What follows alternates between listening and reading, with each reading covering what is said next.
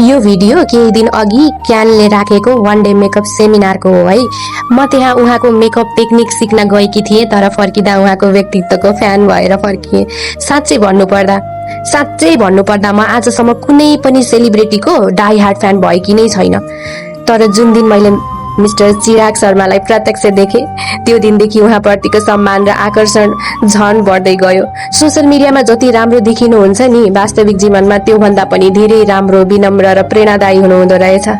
उहाँको आवाज त झन् के कुरा गर्नु, सबैले सुन्नु भएकै छ। तर उहाँलाई नजिकबाट नदेख्नु भएका मानिसहरूलाई म यति मात्र भन्न चाहन्छु, टिकटकमा जस्तो देखिनुहुन्छ, वास्तविक जीवनमा त्योभन्दा पनि धेरै सुन्दर र आकर्षक हुनुहुन्छ। भगवानले हजुरलाई सधैँ यस्तै खुसी, सफलता र सम्मान दिउन्। हजुर अझै अगाडि बढ्नुहोस् र संसारका मानिसहरूको माया पाउनुहोस्, कसैको नजर नलागोस्। थु थु थु मिस्टर चिराग शर्मा, म त हजुरको डाई हार्ड फ्यान भइसकेँ है। असाध्यै राम्रो, असाध्यै राम्रो हुनुहुन्छ। माता रानीको स्वरूप नै हुनुहुन्छ हजुर। हजुरको आँखा, हजुरको अनुहार, हजुरको बोली, हजुरको व्यवहार साँच्चै लोभ लाग्दो छ।